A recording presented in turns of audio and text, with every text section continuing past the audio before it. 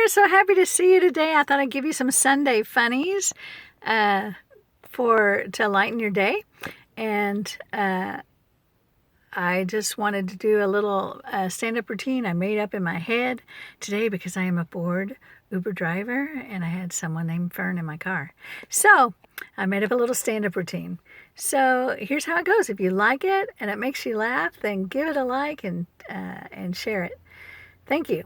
All right, so welcome everybody. So happy that you're here to have a little laugh with me. And I wanted to introduce myself, my family to you. This is an imaginary family that I made up for the purposes of this joke. My husband's name is Fernando. My first daughter's name is Fern. We tried desperately to come up with some way to feminize Fernando so it could be a girl name, but the best we could come up with was Fernadette. And I said, no, honey. No, we can't name our daughter Fernadette. Fernadette? We'll just go with Fern. It was popular in several centuries before. It's unique. It's unusual. Fern. We'll go with Fern.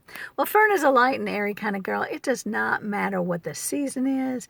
She never gets under the weather. She always springs back just as fresh as she can be. I love little Fern. My second is Olive. Now, Olive, from the day that she came out, she had red eyes. I don't know why. It's not like she was swimming around in a chlorinated pool in my womb. No. But you know, Tom Selleck said the same thing. He's Mr. Blue Eyes. He said he's always had red eyes. Well, same with Olive. Red eyes. And she wants to be a travel agent when she grows up. And I think she'll be a great one. And I can definitely tell you from the time we started planning our family vacations together, she was obsessed with red-eye flights. If we got on an airplane, it had to be a red-eye flight. I don't know what the connection is, but I trust that at some point in her life she will branch out from red-eye flights. Little Olive, that would be advisable.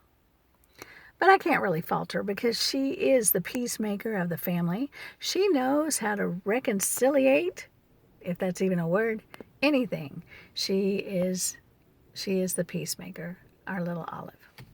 My next daughter is Ivy. No, my next daughter is Daisy, and she's a sweet gal, bright and sunny. Just love her to death. Never seems to have a bad day. Her first week of school, I forgot to tell you this, that these made-up family members of mine are loosely based on conversations I've had with actual children because I teach piano and voice lessons. And so some of these stories might sound kind of familiar to you because it might have been your child that said this to me. So, but I'm naming no names. In fact, I made up these names. So Daisy, her first week at school, she is a beautiful child, and she had one of her little girlfriends come up to her on the playground and say, "Give me one of your hairs." And so Daisy goes and pulls out a hair and gives it to her. And the girl takes it and says, "He loves me? Give me another. Give me another hair." And so Daisy goes, and the girl says, "He loves me not. I need another."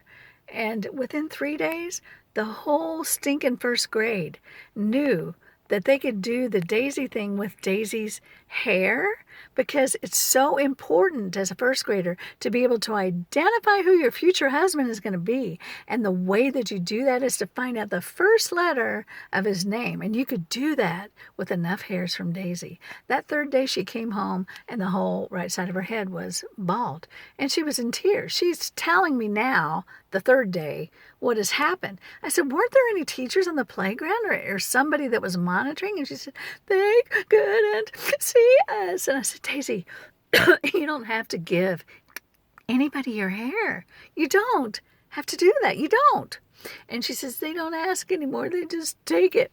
So I said, "Honey, we'll get you a weave."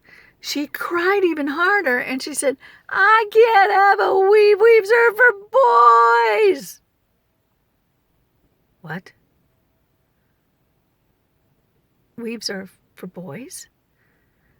I'm sorry, I don't know where she came up with that, but we could not get a weave because of that.